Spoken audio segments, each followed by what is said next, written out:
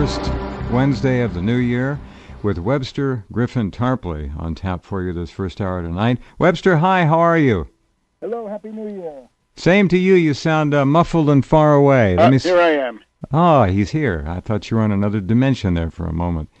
We've got him, and there is a lot going on. I think this is going to be a definite fasten your seatbelts kind of year, and what better man to go to for an overview and a distillation of some of the chaos out there. Another big news day, as they say, a slaughter, a massacre in Paris. One suspect purportedly has surrendered to police, and there is a massive manhunt on for the other two. They all three have Muslim names. It would appear to be some sort of a Muslim act. We don't know the details, of course, yet. I would hold off on that one. Actually. That's why I say it appears. It appears to be. Remember, I said appears to be. We will not rule anything in or out at this point. However, with the false flag atmosphere on this planet, anything's possible. I don't know who did it. I do know who they have identified. It could be another Lee Harvey Oswald kind of a thing. You never know. Anyway, your views on it. Let me go back to the 1970s, right, when I began to find my way in analyzing these intelligence agencies and terrorism and so forth. And the one that I started with was the Aldo Moro case in Italy in 1978.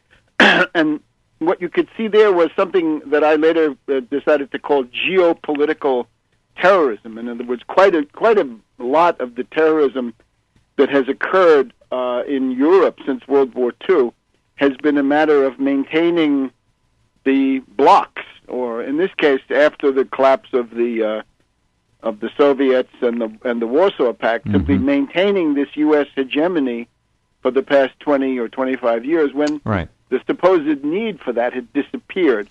And you could see this, for example, with Aldo Moro. He said, "I'm going to bring the Italian Communist Party into a coalition government with the Christian Democrats, and with that we will be fully sovereign, and we can then proceed to make deals with the Arab countries and other places in the third world." And that would have been a great thing for Italy. It would actually have been a great thing for the world.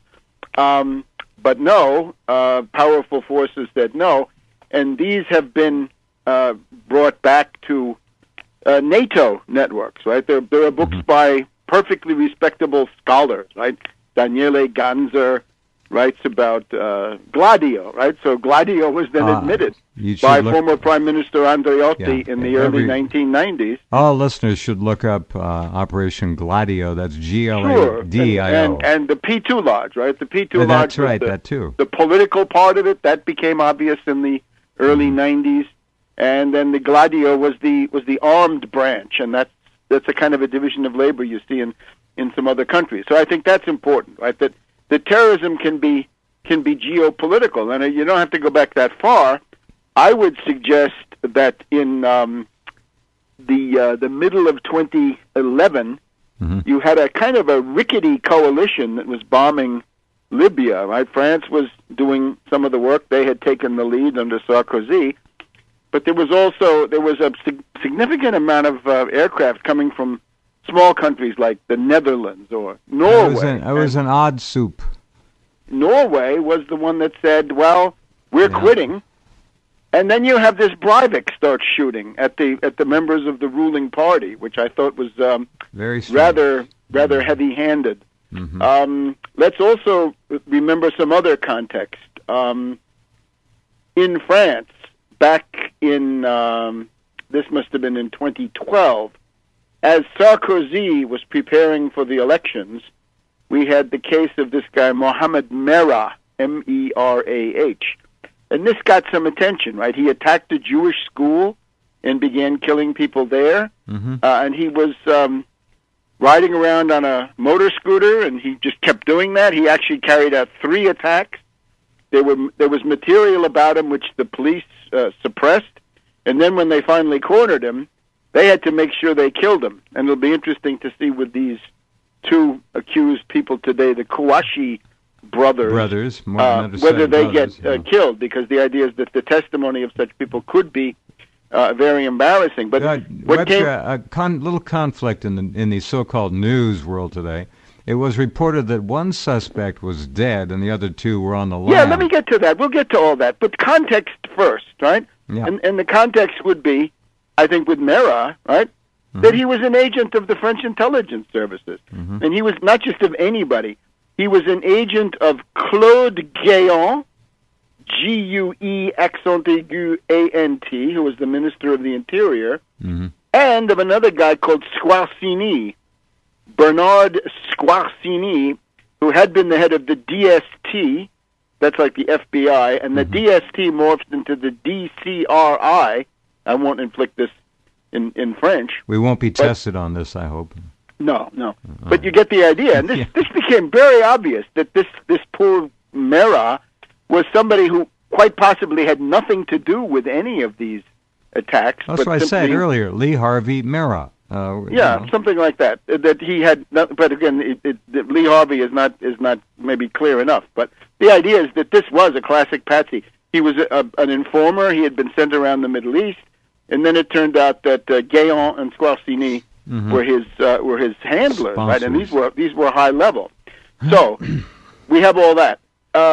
Then there's also this other angle, the free speech. Let's just talk a little bit about free speech. It's amazing. We have one free speech case per week or every other week or whatever it is.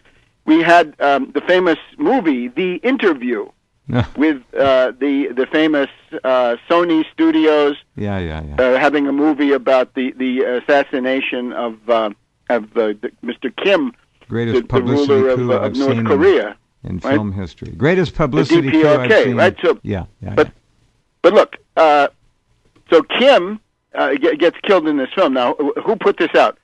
Well, Sony. Now, I have already written in early 2012 an essay which was published in the Middle East, I think, where I point out that Sony is closely linked to the Rand Corporation and therefore to the U.S. intelligence community. Right? And this has been a famous thing that the Rand Corporation in Santa Monica is so close to Sony and the other Hollywood studios, and that we have the case of this charming lady, Amy Pascal, who had been on the board of the Rand Corporation and is still the head, I believe, of Sony Pictures, not the whole Sony, but Sony Picture Department. And Amy Pascal had a father who worked all his life, or most of his life, as an economist for the Rand Corporation. So Sony, Rand Corporation, this is quite close. And specifically, we know that when they began producing this movie, they appealed to a guy called Bruce Bennett, somebody who worked for the Rand Corporation, whose specialty was the overthrow of the North Korean regime, and who had written scenarios about this. And one of the principal parts of his scenario is, if you want to overthrow the North Korean regime, you need to do this with the assassination of the supreme leader. So that is, I think that perhaps makes it clear why a government like North Korea would take that seriously. In other words, if the number one imperialist planner of the demise of you physically and your regime and your values or whatever else they have, if that's coming at you in the form of a movie, that's serious. That's not some kind of fraternity. Did you see prank, the movie, right? by the way? No, not yet. I'm waiting for it to come around in a cheaper format. I'm waiting for it to go away. Anyway, look, this thing with Sony, I think it also shows the gullibility of the left liberal mushheads, in the sense that they take to the streets and they say, truth has prevailed, freedom has prevailed, liberty and freedom of speech. And what they're really saying is they're celebrating the success of a covert operation by the intelligence agencies. And what it shows is among the left liberals and the mushheads, a positive hunger to be duped. They can't get enough of it. Now, the other one is Charlie. Let's look at Charlie Hebdo, the satirical weekly. This is a tradition in France, right? You can say it goes back to Voltaire. It's these groups that pretend to be fearless advocates of some kind of truth, but then when you scratch a little bit, they are connected to very powerful people in high places. In this case, Charlie Hebdo was it goes back under various forms to the late 60s, and it was part of a anti-de Gaulle apparatus that was created, and I'm sure whether New York and London had any hand in it, this is hard to say, but this was certainly it was anti-de Gaulle, which was one of the main concerns of New York and London at the time. So they were anti-de Gaulle at a time when it was cool to be anti-de Gaulle, and then we get these Mohammed cartoons, and we know that the Mohammed cartoons were also not spontaneous, but that they have something to do with the Bilderberger group meeting in Rotach-Egern near Munich in the summer of 2005, I guess it must have been. These Mohammed cartoons come out, and if you go back and you can look on Tarpley.net, what I wrote about that at the time was that this was an attempt to recruit Europe for the war that was obviously being planned by Cheney and others against Iran. That if you didn't have some further hysteria against Arabs and Muslims in Europe, then that wouldn't work.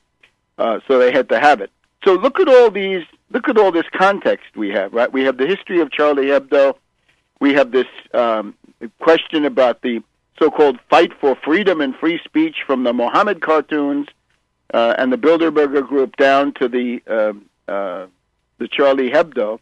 And, of course, some of that is funny. And, of course, Voltaire could be funny, and it didn't change what Voltaire really was. And now that I've mentioned Voltaire, the original historical one, but there's also a very important and interesting group that operates in the world, right? It's the Voltaire Network of Thierry Meyssan. And I would just point, without going into it too much more here, but since he knows the interior of France so well, one of the things that he puts forward is that when you do this, when you have a stunt like this in France, where the Muslim minority is large, and there are all those Algerians and Moroccans and Tunisians, but especially Algerians, right, who have come over and have whole neighborhoods to themselves. He regards this as an attempt to start a civil war in France. Now, I'm eagerly studying that thesis, right, to see if that's true. But here's what I found about it, and then we can maybe say a few more things.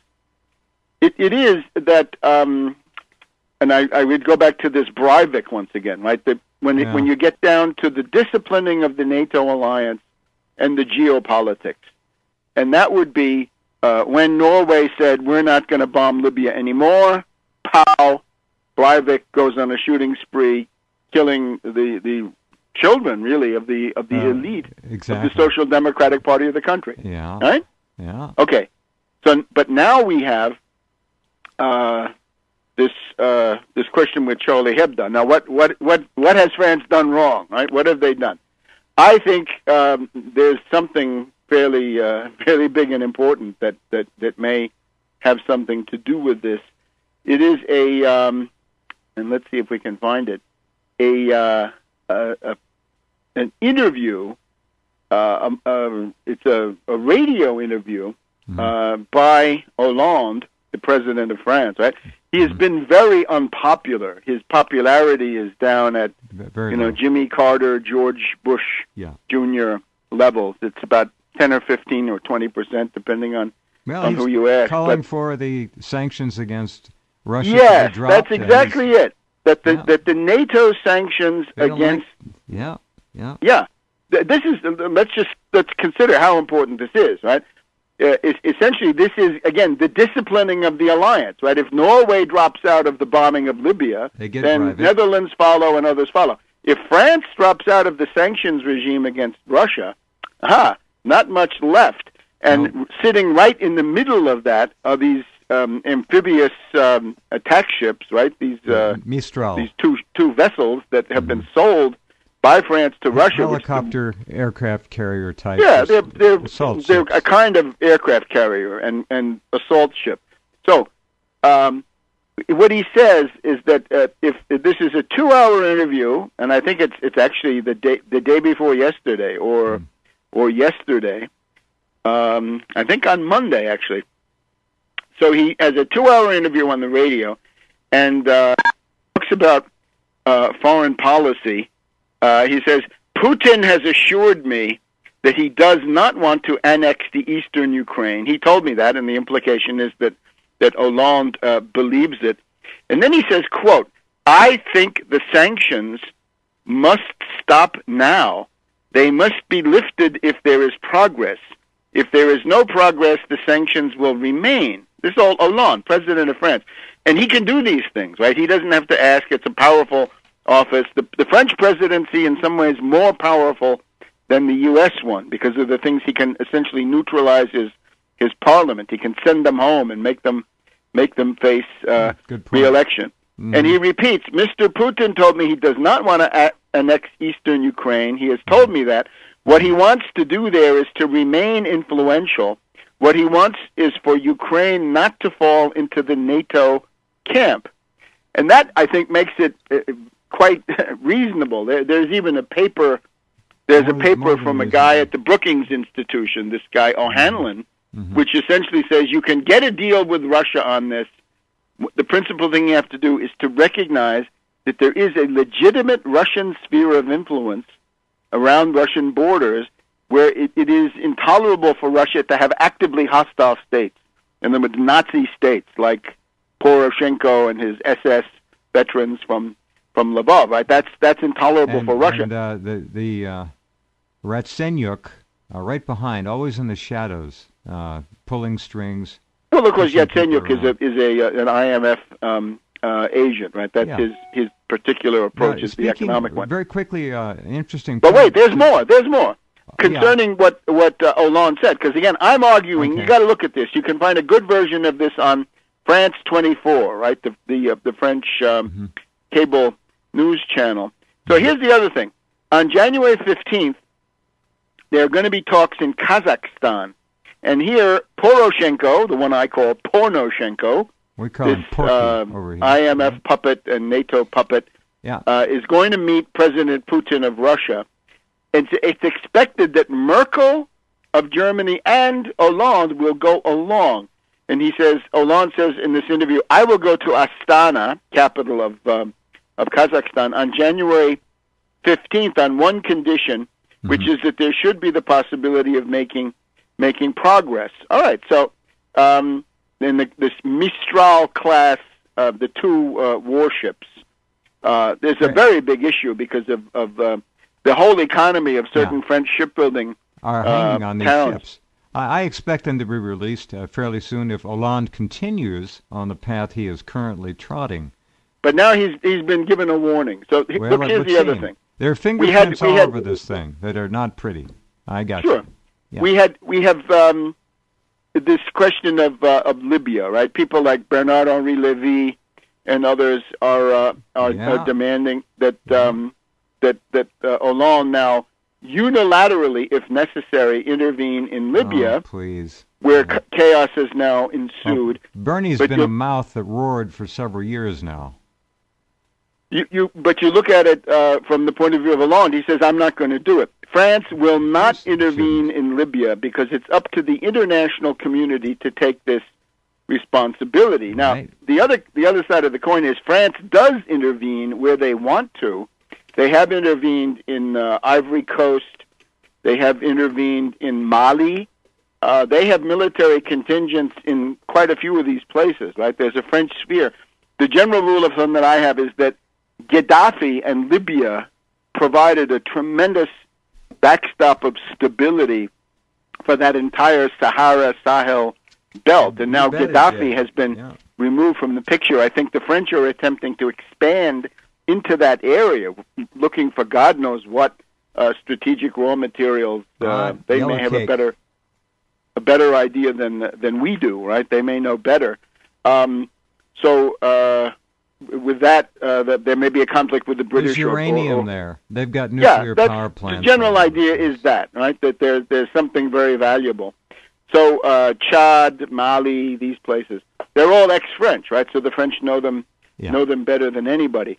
So Hollande says, I'm not going to go to Libya, but I do go to these other places. And then they ask him about Greece. And, of course, we all have to be aware this is the great positive development of early 2015 is that there will now be a Greek parliamentary election on January 25th, which is very likely to lead to the victory of the anti-austerity party, the Syriza, the left union, under Alexis Tsipras. And since I'm from the United Front Against Austerity and the Tax Wall Street Party, I'm welcoming the perspective that that Alexis Tsipras will become the prime minister of Greece, and when they have these European summits in Brussels and Strasbourg and all the rest, that Alexis Tsipras will be sitting across from Merkel and Cameron and these other austerity ghouls, and he'll be saying, no more cuts, no more sacrifices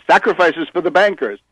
He's promised a very active anti-tax evasion policy, and he says he's going to get tough with the Greek oligarchs and no longer give them their things like their broadcast licenses for free, in addition to the principal demand, which is roll back austerity and cut the country's debt by half at least.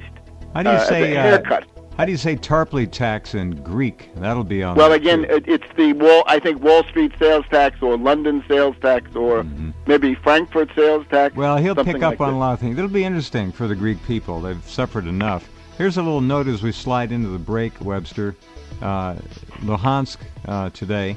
Chairman of the People's Council of the self-proclaimed Luhansk People's Republic, the LPR, Alexei Karyakin, said that Ukraine, Kiev, Porky, and Ratsenyuk is ready to give up territories which are currently under control of Luhansk. He said Ukraine, in his words, has said 2 checkpoints operate on the line of contact with the LPR and the border services. He said this proves that at the moment Ukraine, is ready to part from the territories controlled by us. So we'll see. Back with more expert and fascinating analysis, as always, with Webster in just a couple minutes. Hang on. Okay, and we're back with Webster, talking about events in Europe today, which have tentacles that go all over the place.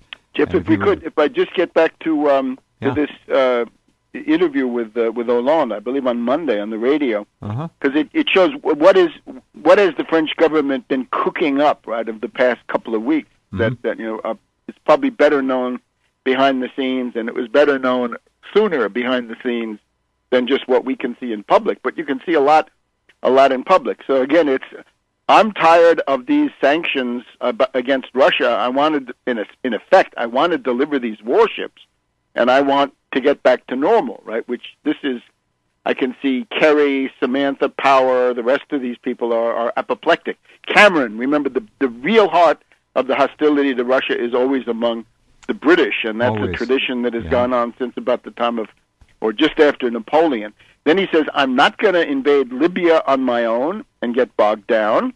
But on the other hand, he's kept a free hand to go where it might be advantageous for France.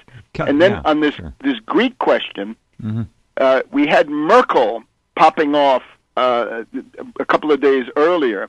You have to bear in mind the entire reactionary campaign against Syriza is a scare campaign. It's based on hysteria. And it says, if you elect Syriza, then Greece will leave the euro. Well, that's not true. The Greek Syriza party has never said that. They've said the opposite. They say they want to stay in the euro and fight. And I welcome that, because that's my position too. Generally in Europe, the people that want to leave the euro are right-wing reactionaries, right? The Alternatives for Germany. Marine Le Pen, the great demagogic beneficiary of the events of today. This guy Farage of the UK Independence Party, a true scoundrel. Farage.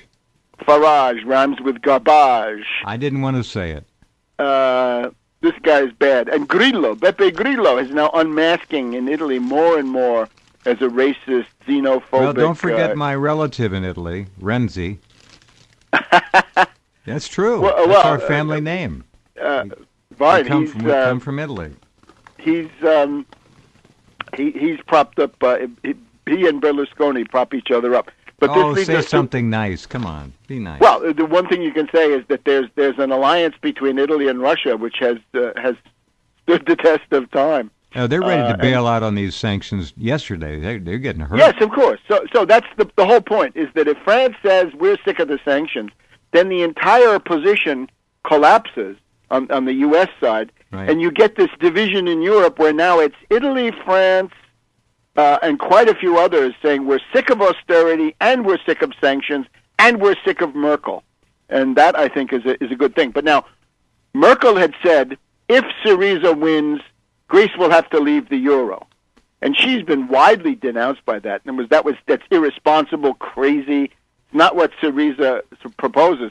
What she's doing is repeating the election propaganda of Samaras, the right-wing austerity ghoul of the New Democracy Party, who's been acting as the IMF enforcer, right, the austerity enforcer on the scene. But Hollande in this interview says, well, the Greeks have to decide for themselves. They have commitments they should respect, but they can decide for themselves. And there's no idea that Greece is going to be expelled or anything like that.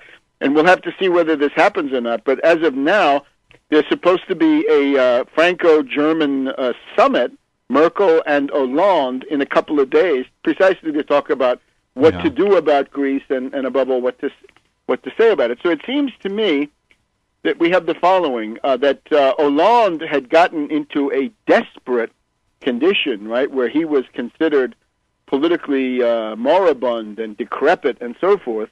And I think he has finally decided that he's going to try something new, a rapprochement with Russia. In other words, what the French institutions are telling him to do. The French exception, right, as they used to say. L'exception française is that France represents, because of its independence and its insistence on being independent, an exception in the context of Western Europe. In other words, it's the most independent-minded country on the NATO side, all during the Cold War, and it still is today. So you've got all these French institutions who are saying, we don't like these sanctions, we don't like that fascist government there in Kiev. We don't want to wreck the euro spitefully because the Greeks want to get a debt reduction. They're probably right. So there's a whole history of the France that can say no to London and no to Washington, and that, of course, has been in eclipse. But that it looks to me like the institutions may have recaptured Sarkozy, so that now we have the stuff today. Now, so Sarkozy the whole thing stinks. is, of course, now back in the political light, leading the opposition. That's interesting. Didn't think he'd come back. Sarko. Oh, yeah, Sarkozy. Now, remember, when we say Sarkozy, we should say his real name, Sarkozy Wisner, or Wisner Sarkozy. In other words, he is the son of the CIA. That's right. He is the stepson of one of the of a member, this guy Wisner, who was a member of one of the key CIA. That leads me to my families. next question for you. Does the little Sarkozy, does he benefit from this event in the long term? Hollande seems to be stepping off the reservation. This may have fingerprints of international intel on it. We don't know. That's why I used the word appears in the beginning of the program. We don't know. Well, we can certainly say that the likely beneficiaries of this tragic event, which I condemn, which I denounce absolutely, Sarkozy could benefit. And Sarkozy is obviously, the CIA has a soft spot in its heart for Sarkozy Wisner. You may remember then back in 2012 when we had the Mohamed Merah case, one of the reasons for that timing was that the Merah case was supposed to be an opportunity for Sarkozy to look really good and to refurbish and burnish his credentials as the interior minister he once was. You remember that Sarkozy had distinguished himself as Islamophobic, right, anti-Arab. He had this thing where he said, the Arabs in the Paris suburbs, c'est de la racaille, like rascal, right? They're, bad people, right? I don't like them. So the 2012 event with Merah was supposed to help Sarkozy win the election, but he was so hated that he couldn't do it. Well, he's back leading the opposition. That's a surprise. But the opposition now includes this Madame Le Pen. And she, of course, her lineage is Vichy-Soir fascist. Her father, the elder Le Pen, right, the guy who brought this National Front to where it is Nothing now, to do with potato soup, folks. was an official of the Vichy government, right? In as Mitterrand, as was Mitterrand, the French this socialist is World War president. II we're talking about now. Yeah. Right, and this Madame Le Pen, she pretends to be a friend of Putin. That's pure deception. I wouldn't believe that for a minute. Interesting. You'll see her falling into line. As Tsipras says, somebody like Le Pen is not an opponent of the system. She's the reserve army of the system. All right. Hold on, Webster. We have to pause our last time here. We'll be back with the ever-remarkable Webster Griffin Tarpley, and what a knowledge of history. You have to have it, or you cannot make the kinds of statements pulling this together and pointing us in the right directions to look that Webster does. And we will continue in just a minute. Okay, and we're back. France has changed so much. Well, most of Europe has. France is now estimated to have between, no one knows for sure, 5 to 10% of its total population identifies itself as being Muslim. What is the most dangerous city in Europe, Webster, now? What is considered to be the most dangerous city in Europe? I am not going to accept this question because I disagree. There's no authority that can tell you this stuff. Well, it's all propaganda. It's the problem with the mainstream media. But anyway, right. It's they claim it is Marseille with a 40% Muslim population. Just FYI. Well, Marseille has always been a tough town. Well, it's a port town. Of course it's a port, right? There are sailors and everything like this, right? The Apache dance comes, I think, from there. Okay, go ahead. France, the French, I think, to a certain degree, there's been a justification for this, right? The French politique back in the 1500s, late 1500s and 1600s under Henry IV. To be a politique was to say there are Protestants, there are Calvinists, there are Catholics, there are all kinds of people, right? There are Huguenots. But the civil magistrate has to have the last word. So there's a tradition of French secularism that goes back quite a ways. And the reason you don't know how many are Muslim is that it is illegal to do a census asking somebody, what's your religion? Because this is supposed to play no role. So the secularism that is the tradition of the country is, I think for them it's a valid tradition. And there's a certain echo that we see that here with the separation of church and state. But the question now is, what's with these intelligence agencies, right? And these people like Claude Guéant, the former interior minister, and Monsieur Squarcini of the DST and the DCRA. There's also that older generation, de Marange. Boy, was he dirty.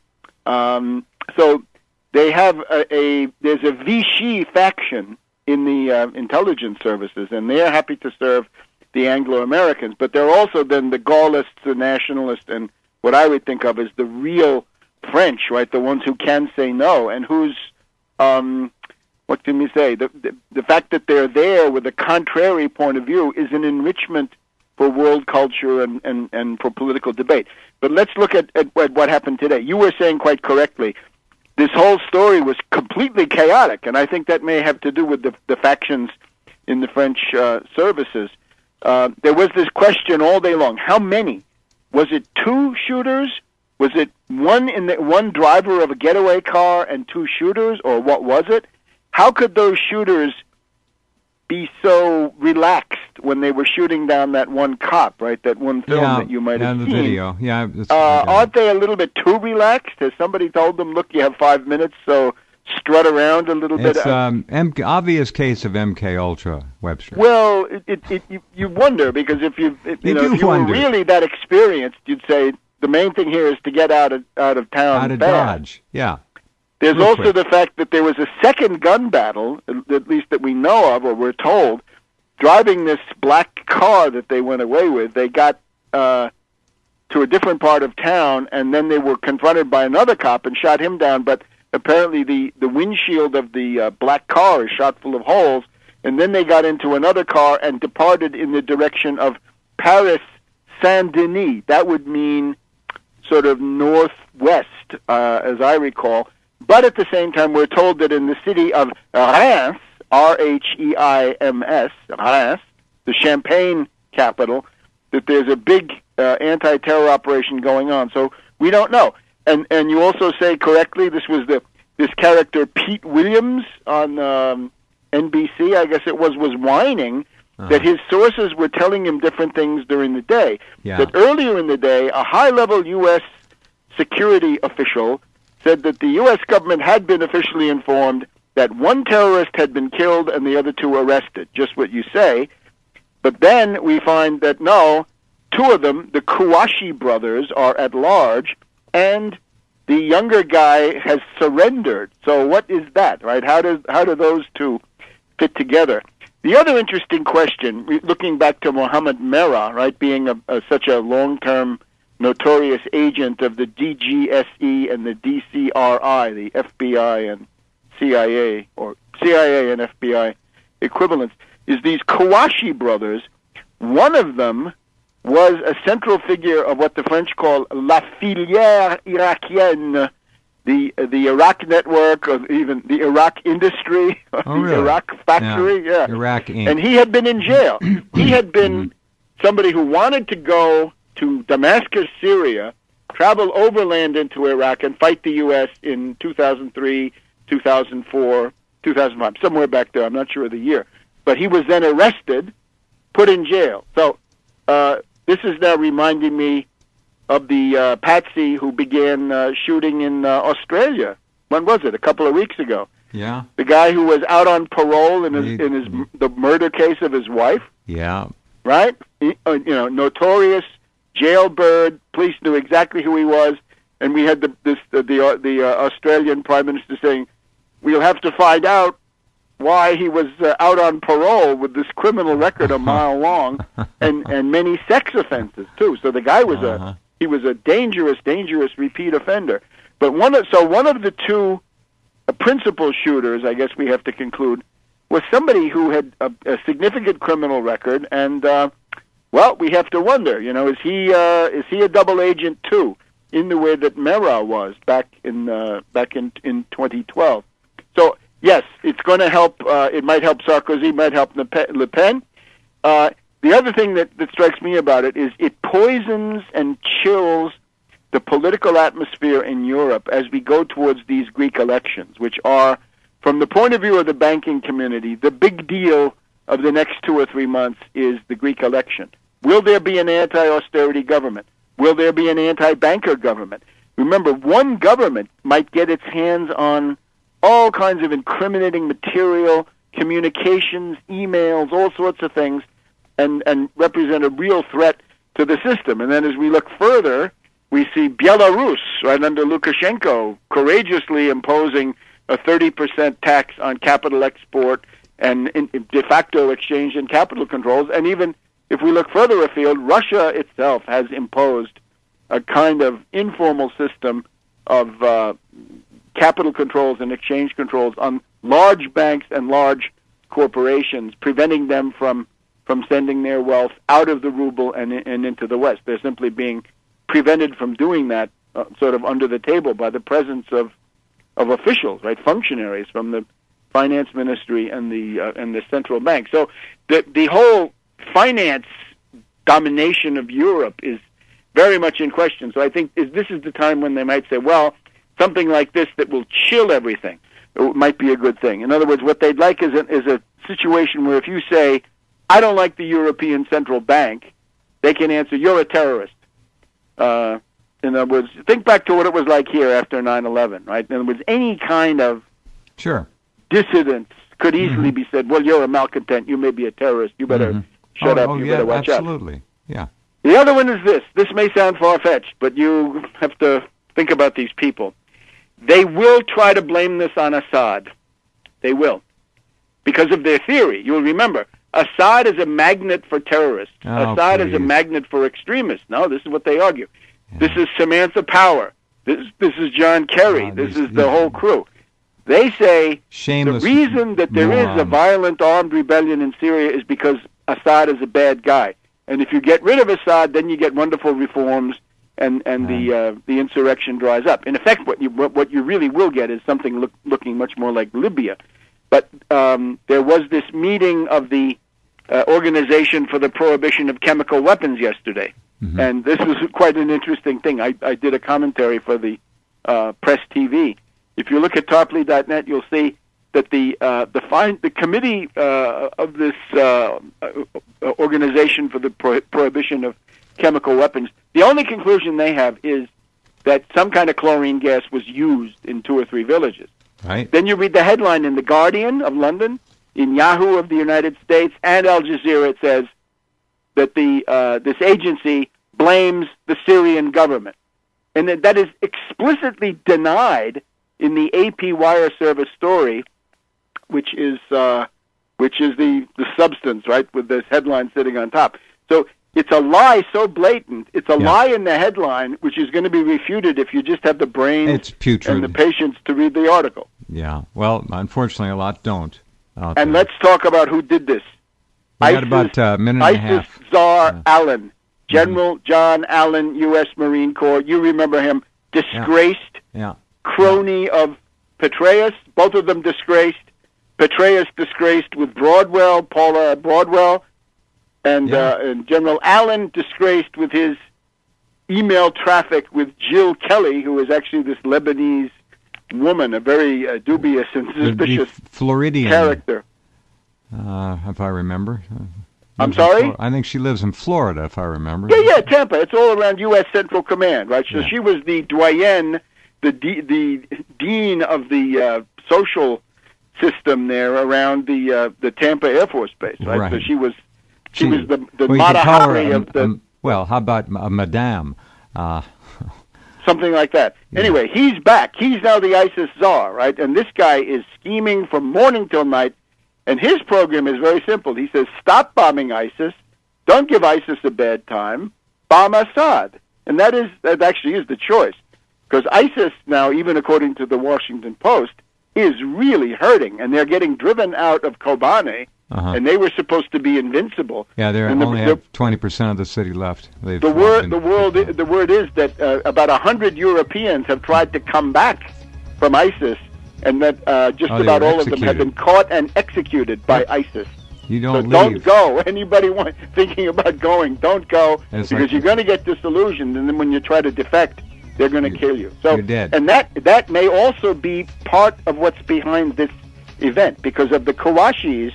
It's not really known whether either or both have been in Syria lately. That can be another interesting angle. Well, you have in 1 hour pulled a lot of threads out of some very interesting corners and tied them, or at least laid them side by side for us to try and watch and follow. In the days to come, there will be much spin on this, I'm afraid. It's interesting. My last word is, please, people, don't confuse intelligence operations with free speech. Indeed. All right, Webster. Thank you. We're going to have a lot of fun this year. It's crazy out there. All right. Bye-bye. Good night. Right, and these were high level. So we have all that. Then there's also this other angle, the free speech. Let's just talk a little bit about free speech. It's amazing. We have one free speech case per week or every other week or whatever it is. We had the famous movie, The Interview, with the famous Sony Studios having a movie about the assassination of Mr. Kim, greatest the ruler of North Korea. In film history. Greatest publicity coup I've seen. Right? So, but look, so Kim gets killed in this film. Now, who put this out? Well, Sony. Now, I have already written in early 2012 an essay which was published in the Middle East, I think, where I point out that Sony is closely linked to the Rand Corporation and therefore to the U.S. intelligence community. Right? And this has been a famous thing that the Rand Corporation in Santa Monica is so close to Sony and the other Hollywood studios, and that we have the case of this charming lady, Amy Pascal, who had been on the board of the Rand Corporation and is still the head, I believe, of Sony Pictures, not the whole Sony, but Sony Picture Department. And Amy Pascal had a father who worked all his... Okay, let's get right to it. First Wednesday of the new year. with Webster Tarpley on tap for you this first hour tonight. Webster, hi, how are you? Hello, Happy New Year. Same to you. You sound muffled and far away. Here I am. Oh, he's here. I thought you were on another dimension there for a moment. We've got him, and there is a lot going on. I think this is going to be a definite fasten your seatbelts kind of year, and what better man to go to for an overview and a distillation of some of the chaos out there. Another big news day, as they say, a slaughter, a massacre in Paris. One suspect purportedly has surrendered to police, and there is a massive manhunt on for the other two. They all three have Muslim names. It would appear to be some sort of a Muslim act. We don't know the details, of course, yet. I would hold off on that one. Actually. That's why I say it appears. It appears to be. Remember, I said appears to be. We will not rule anything in or out at this point. However, with the false flag atmosphere on this planet, anything's possible. I don't know who did it. I do know who they have identified. It could be another Lee Harvey Oswald kind of a thing. You never know. Anyway, your views on it. Let me go back to the 1970s, right, when I began to find my way in analyzing these intelligence agencies and terrorism and so forth. And the one that I started with was the Aldo Moro case in Italy in 1978.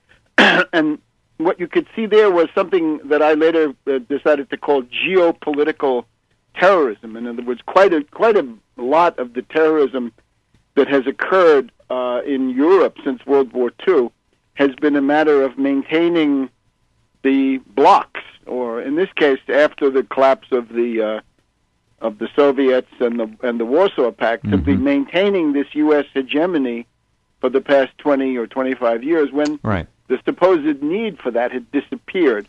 And you could see this, for example, with Aldo Moro. He said, "I'm going to bring the Italian Communist Party into a coalition government with the Christian Democrats, and with that we will be fully sovereign, and we can then proceed to make deals with the Arab countries and other places in the third world." And that would have been a great thing for Italy. It would actually have been a great thing for the world.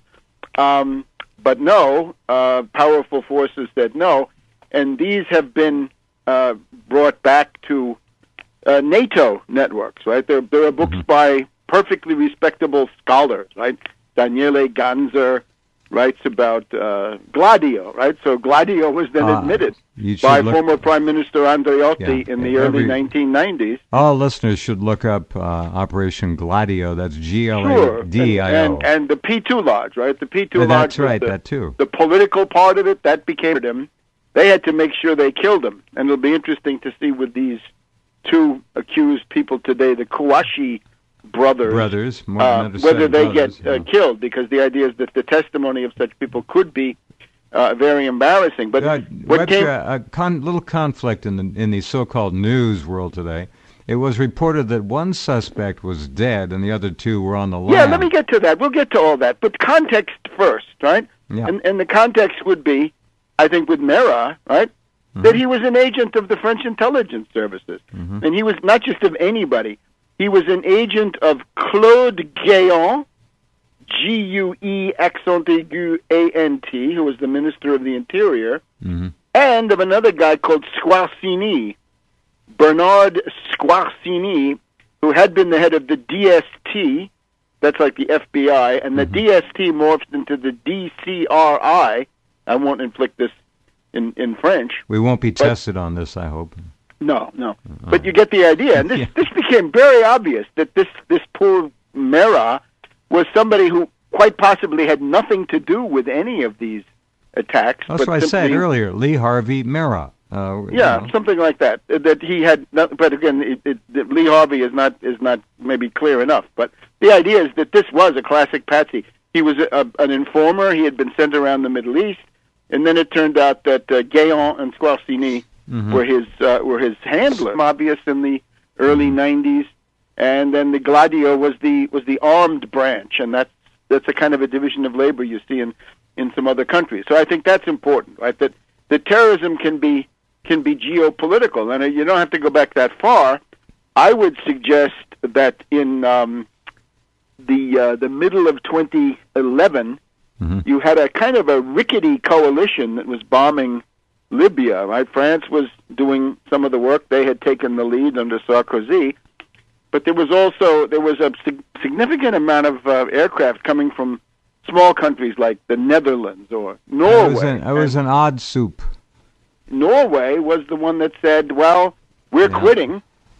And then you have this Breivik start shooting at the members of the ruling party, which I thought was very rather heavy-handed. Let's also remember some other context. In France, back in, this must have been in 2012, as Sarkozy was preparing for the elections, we had the case of this guy, Mohamed Merah, M-E-R-A-H. And this got some attention, right? He attacked a Jewish school and began killing people there. And he was riding around on a motor scooter, and he just kept doing that. He actually carried out 3 attacks. There was material about him which the police suppressed. And then when they finally cornered